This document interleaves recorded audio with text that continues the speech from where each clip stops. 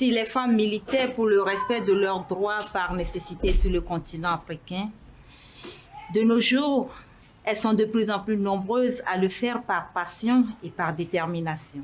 Bonsoir à tous et bienvenue dans ce nouveau numéro de Femmes et Développement.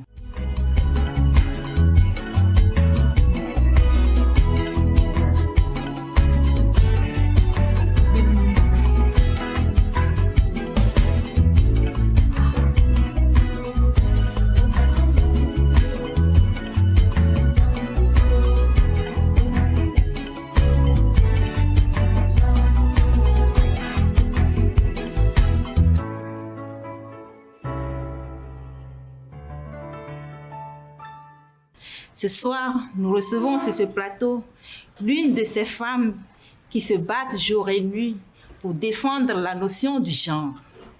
Elle est particulièrement engagée pour défendre non seulement le droit de la femme et de la jeune fille, mais aussi pour la cause de la femme handicapée. Madame Reyanat Touré Mamadou est notre invitée. Bonsoir madame, nous sommes très contents de vous avoir sur ce plateau de Femmes et Développement. Merci beaucoup, c'est moi qui suis honorée. C'est moi qui suis vraiment honorée. Merci beaucoup. Avant que nous allions dans les détails sur tout ce que vous faites pour l'égalité de sexe, nous proposons à nos téléspectateurs de suivre ce document, histoire de mieux connaître qui est Reyanat Touré Mamadou. Suivons tous ensemble.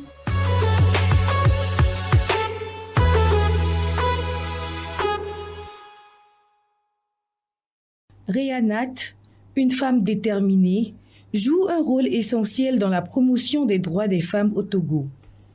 Chaque jour, sans relâche, elle s'investit pleinement pour défendre les droits des filles et des personnes en situation de handicap. Aujourd'hui, comme à son habitude, Reyanat et ses collaboratrices se réunissent pour discuter des enjeux liés à la cause féminine. L'objectif de mon engagement, c'est vraiment que les voix des filles et femmes puissent se faire entendre. Pourquoi? Parce que la question des droits humains, mais surtout la question des droits des filles et femmes, est une question qui me tient beaucoup à cœur. L'accompagnement, parce que la question des abus, c'est quelque chose que beaucoup de personnes ignorent. Les gens font subir des petites violences aux femmes sans se rendre compte que c'est des violences. Et c'est des violences souvent qui restent là pour toute la vie. J'ai été victime de ces violences-là. Et je ne voudrais pas que d'autres femmes subissent la même chose. Donc, je me suis engagée pour non seulement faire accompagner celles qui ont été victimes aussi, mais aussi emmener les gens à comprendre ce que c'est et les conséquences de l'impact de ces abus-là sur les filles et femmes surtout. Malgré l'insécurité qui règne dans la région des Savanes, Reyanat Touré Mamadou parcourt les 16 communes de la région pour favoriser les droits des filles et des personnes handicapées, œuvrant pour une décentralisation plus inclusive. En tant que coordonnatrice de projet chez Plan International Togo, elle collabore avec les communes pour établir une gouvernance participative et inclusive sans discrimination. Son engagement témoigne de sa détermination à promouvoir l'égalité des genres et à défendre les intérêts des femmes et des personnes vulnérables. Reyanat s'engage également en faveur de la santé sexuelle et reproductive des femmes, ainsi que contre les violences basées sur le genre. Avec son projet Féministes en action, elle prévoit de mener des initiatives pour protéger la santé des femmes et mettre fin aux violences à leur encontre. En tant que directrice exécutive de l'association Tchouré, elle démontre une volonté claire d'apporter un impact positif sur les communautés et de contribuer au développement du Togo. Le premier défi, c'est quand tu te présentes comme une féministe, les gens qui ne comprennent pas ce que c'est ont peur de ça. Le deuxième défi, c'est le regard de la société, parce que oui, la société n'est pas encore prête à la déconstruction des femmes. La plupart des hommes, quand vous parlez de ça, et même de certaines femmes, quand vous parlez des droits des femmes, ils se disent, vous êtes en train de venir gâter nos enfants, vous êtes en train de venir empêcher nos femmes à être plus soumises, ce qui n'est pas du tout le cas. Parce que nous souhaitons en fait que la femme, qui est aussi un être humain, emmené sur terre par Dieu, puisse utiliser son cerveau que Dieu lui a donné en toute sécurité. Le troisième défi reste le financement. Parce que nous voulons bien faire des activités, mais parfois nous sommes bloqués par le financement. Nous ne pouvons pas aller dans certains endroits. Nous ne pouvons pas accueillir des survivantes chez nous. L'un des défis, c'est d'avoir un espace ou quand vous accueillez les gens, vous pouvez les emmener là-bas. L'engagement de Rehanat auprès des femmes, en particulier dans la région des Savanes, s'étend sur de nombreuses années. Elle consacre une grande partie de son temps à les écouter et à les soutenir face à leurs préoccupations. De plus, elle échange régulièrement avec les jeunes filles de l'association Tchouré sur les enjeux du leadership féminin. Ça lui vaut le titre de féministe, engagée et marraine des femmes victimes de violences. Quand je prends le thème du 8 mars de cette année, et qui demande d'investir dans les femmes et dans l'égalité, et surtout d'accélérer le rythme, pour moi, c'est un thème très bien choisi. Ça veut dire que ce que nous faisons déjà, c'est bien, mais il est important qu'on le fasse encore un peu plus. Parce qu'aujourd'hui, c'est criard. C'est criard. Nous avons plus de violence aujourd'hui qui se passe. Donc, il est important que nous accélérons la question des droits des femmes, que nous accélérons l'information, puisque peut-être que la personne n'a pas les bonnes informations, c'est pour ça qu'elle agit comme ça. L'une des qualités que vous ne connaissez peut-être pas sur Rehanat, c'est qu'elle est une femme aux multiples talents. Toujours active dans les séminaires et ateliers internationaux, elle a récemment participé à la 2e édition de l'Université d'été féministe d'Afrique de l'Ouest et du Centre. Même si tu es engagé, toi-même, tu dois aussi prendre soin de toi. Parce que écouter les autres te donne de l'énergie négative régulièrement que tu as besoin de purger. Donc pour moi, l'un des moments clés de mon parcours, c'est lorsque nous écoutons les survivantes. C'est un moment que j'aime beaucoup, j'affectionne. Pas que j'aime quand les gens me racontent leurs problèmes, non. Mais j'affectionne ces moments parce que ça me permet de savoir que non seulement je ne suis pas seule, mais les autres aussi ne sont pas seuls. Quelles que soient ses occupations, Rehanat nous a assuré qu'elle continuera toujours à défendre la cause des femmes et des jeunes filles afin de favoriser leur épanouissement et leur autonomie dans tous les domaines. L'engagement de Rehanat Touré Mamadou incarne une détermination sans faille à promouvoir les droits des femmes et des filles au Togo. À travers ses actions sur le terrain, son rôle de coordonnatrice de projet et sa passion pour le leadership féminin, elle s'efforce de créer un avenir où l'égalité des genres et la protection des droits des personnes vulnérables sont des réalités. Rehanat est véritablement une figure inspirante, consacrant sa vie à l'émancipation des femmes et à l'amélioration des conditions de vie dans sa communauté.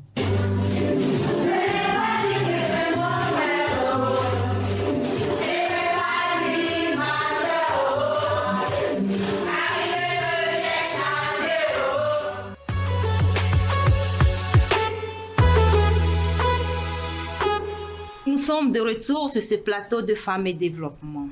Et on a bien vu dans les images votre engagement pour la cause de la femme. Dites-nous, Rehanat, pourquoi cette détermination? J'avoue que mon engagement, je ne saurais vraiment dire d'où vient mon engagement. Je suis originaire de Sokodé, une ville située au centre du Togo, dans la région centrale, et une ville dans laquelle la religion musulmane est beaucoup plus ancrée. C'est aussi une ville dans laquelle la conservation est accentuée. La place de la femme, la prise de parole de la femme, la participation de la femme aux différentes activités est un gros défi dans cette communauté. Donc je suis née dans une communauté où je vois des femmes beaucoup travailler, je vois des femmes aller au marché, je vois des femmes éduquer des enfants, mais en même temps je vois des femmes qui ne sont pas valorisées par rapport au travail qu'elles font. Et quand je grandissais, j'ai eu la chance de rencontrer des gens, de lire et de comprendre qu'en fait, oui, c'est pas normal, cette façon de vivre n'est pas normale. Et que la femme, c'est un être humain comme tout le monde et qu'elle nécessite, elle mérite le même respect qu'on donnerait à l'homme. Donc d'où vraiment mon engagement de faire en sorte que la jeune fille et la femme, sa place, son droit soient vraiment respectés.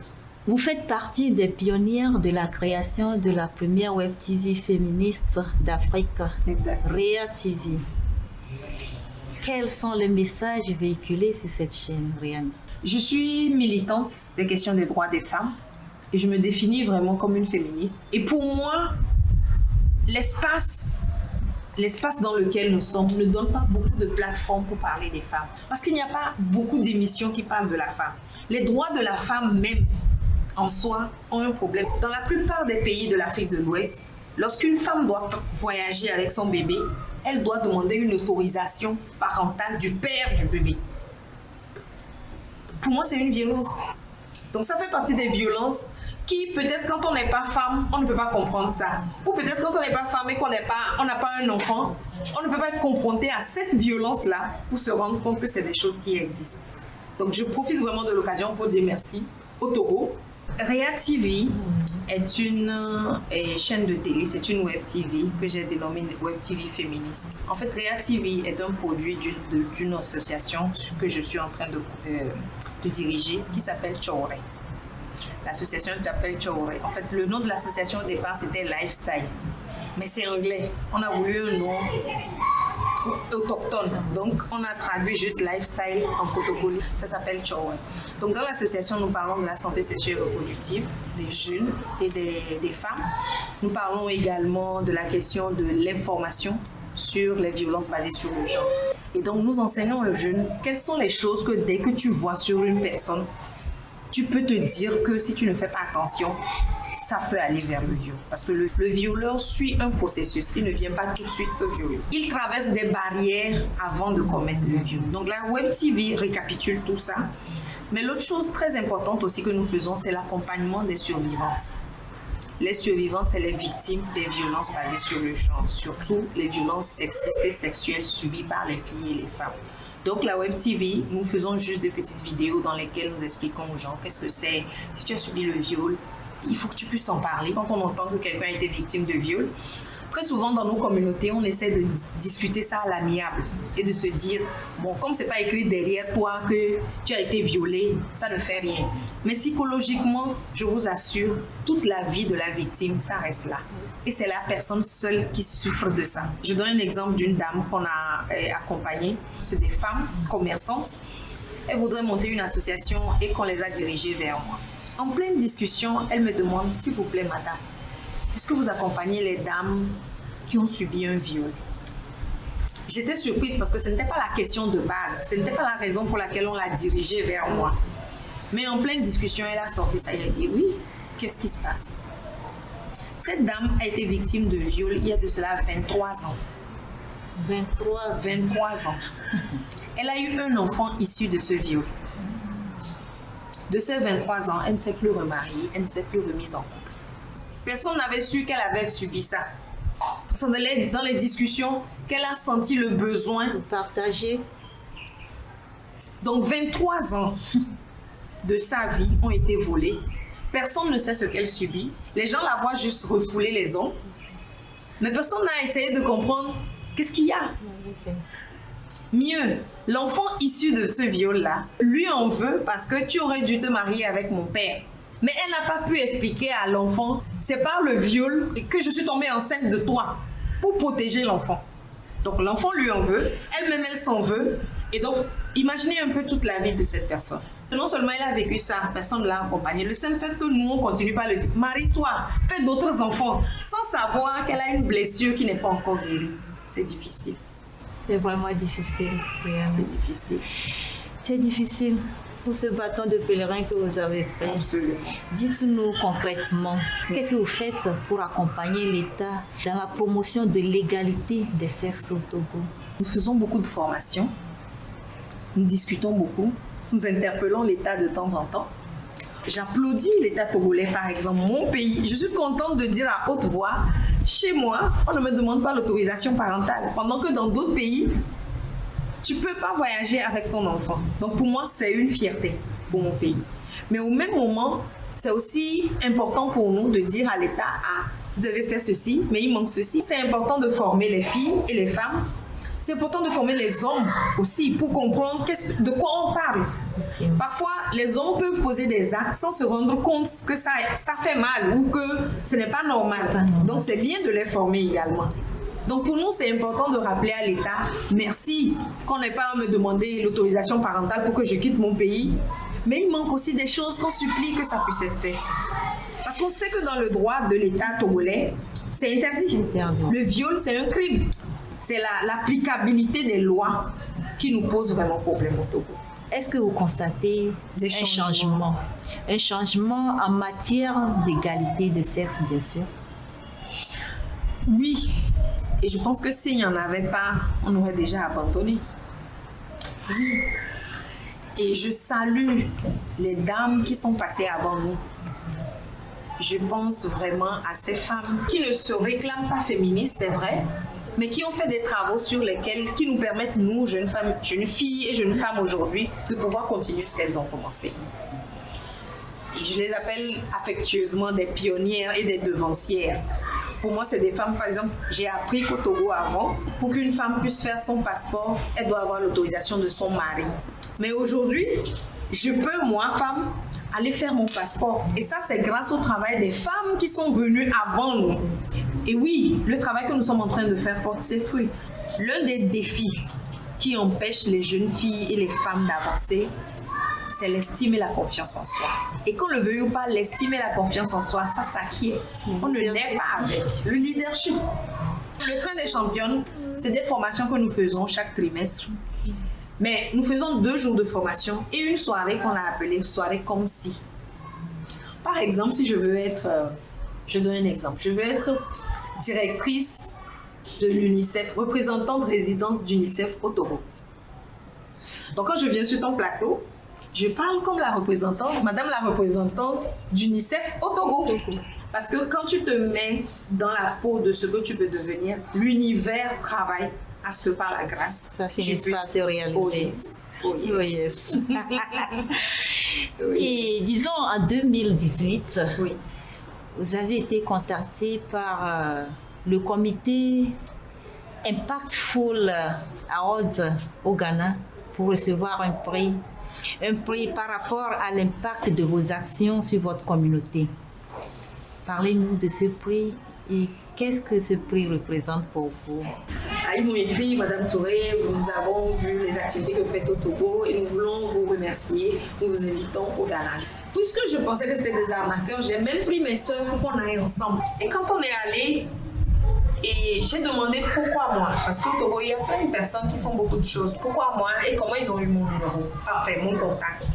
Ils m'ont dit qu'ils sont allés sur Internet. Ils ont vu les activités que nous faisons. Et ils ont vu que je suis jeune et que je travaille en fait. Et donc quand j'ai été au Ghana pour recevoir le prix, j'étais juste contente. Et je me disais, ok, ça veut dire que le travail qu'on est en train de faire, même si on ne crie pas trop, au moins quelque part les gens sont assis et ils voient qu'on est en train de faire quelque chose. Donc pour moi c'était vraiment un petit clin d'œil du ciel pour dire tu fais du bon boulot, continue comme ça. Et il faut de la passion. Absolument. Pour y aller. Absolument. Renate, vous redonnez la joie de vivre à la gente féminine. Merci beaucoup. En gros, à travers vos ateliers de formation, des séances de sensibilisation. Je crois que les téléspectateurs et moi-même aimerions savoir ce qui motive cette initiative envers la femme. Je viens d'un environnement où c'est pas facile pour une femme de s'affirmer. Je dis toujours à tous ceux qui me connaissent, en Kotokoli, il y a un mot qui m'énerve beaucoup. Nonini. C'est-à-dire, tu parles trop. La bouche mielleuse. Et donc, quand tu voulais dire quelque chose, en tant que jeune fille, oh, Arrête. tu fais la bouche mielleuse, tais-toi. La plupart des jeunes filles qui ne parlent pas, c'est parce qu'on leur dit non, ne parle pas trop. On les étouffe d'une manière. Ne parle pas trop. Ici, c'est chez les grands. Un enfant ne parle pas parmi les grands. Une jeune fille n'a pas de parole. Donc, je viens d'un environnement où je sentais qu'on étouffe les femmes. Je suis profondément convaincue que Dieu Tout-Puissant, nous créant, il a mis quelque chose dans le cerveau de chacun. Chacun vient sur Terre avec quelque chose à offrir à l'humanité. Pour moi, je viens de quelque part où j'ai vu qu'on étouffe les graines et j'ai envie qu'on arrête d'étouffer les graines que Dieu emmène sur Terre. Vous êtes l'une des grandes dames, quasiment dans l'ombre, mais qui agissent pour la cause de la femme. Est-ce que vous avez des partenaires qui vous accompagnent? Je voudrais d'abord remercier Plan International. J'ai eu la chance aussi de travailler à Plan International Togo en tant que coordinatrice de projet. Un projet qui s'assure de la participation de la femme dans la gestion des collectivités territoriales, qui s'assure de la participation de la femme dans le développement de sa communauté, qui s'assure de la prise en compte des besoins des femmes, des filles, des personnes handicapées dans la gestion des communes. Donc, je travaille beaucoup plus avec les maires. Donc, pour moi, c'est une fierté de travailler à plan international. Mais en tant qu'activiste, avec mon association, j'ai eu la chance de travailler avec CARE International aussi, qui a financé un de nos projets et sur la santé sexuelle et reproductive et les violences basées sur le genre dans la région des Savanes.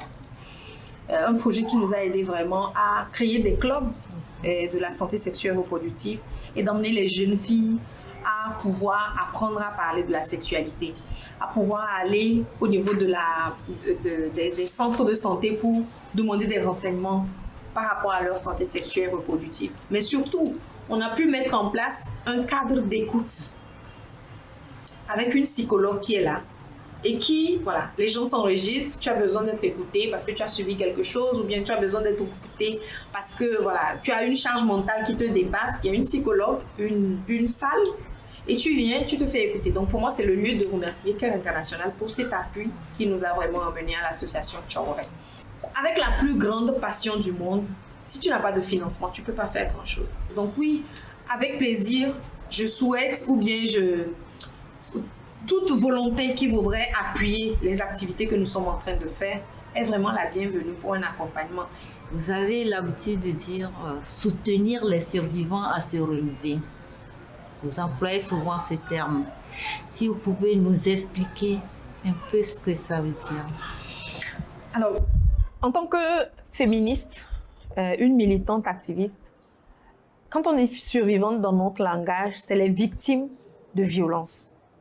Survivante parce que, comme je le disais tout à l'heure, lorsque quelqu'un subit une violence, ce n'est pas écrit, c'est vrai, sur son corps, mais c'est écrit sur son cœur pour toute sa vie. Moi, je connais une jeune dame qui a été victime d'abus et qui n'arrive pas à se regarder dans un miroir parce que son corps la dégoûte. Rien qu'à penser à ce qu'elle a subi, elle n'a plus envie de vivre avec son corps parce que quelqu'un a utilisé son corps sans son consentement. Mais tu es condamné à vivre avec ce corps.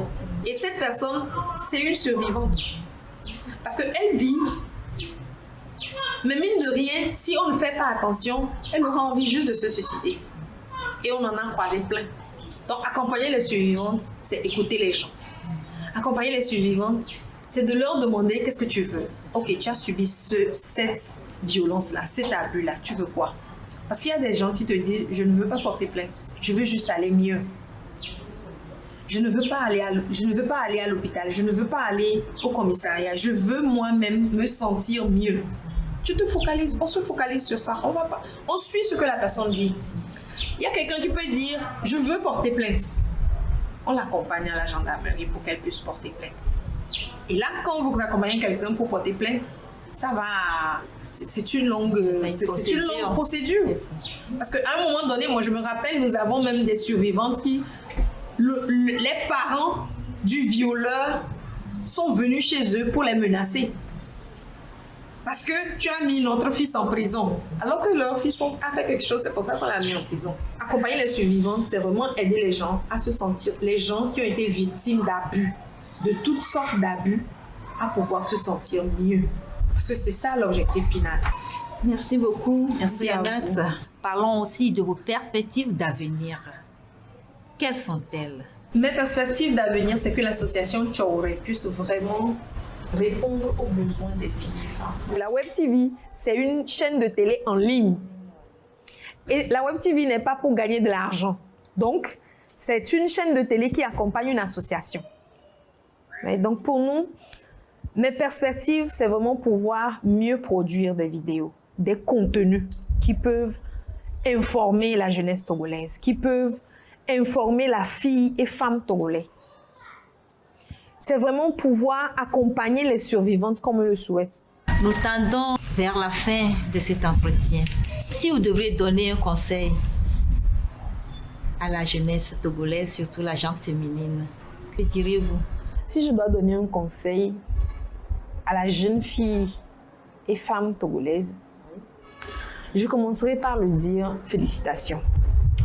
Félicitations parce que je sais véritablement qu'on fait vraiment beaucoup d'efforts, qu'on fait vraiment de notre mieux. Si je dois conseiller la jeune fille togolaise, je lui dirais travaille, cultive-toi, apprends tes droits. Si je dois aussi l'ajouter quelque chose, c'est que tout est possible. Je salue Maman Comfort. Depuis, j'avais ça sur les lèvres, mais je ne peux pas ne pas finir sans le dire. Je salue Maman Comfort, qui est une femme, j'ai envie de dire, une des devancières que j'ai connues, qui est dans la région des Savanes, qui travaille beaucoup avec son organisation.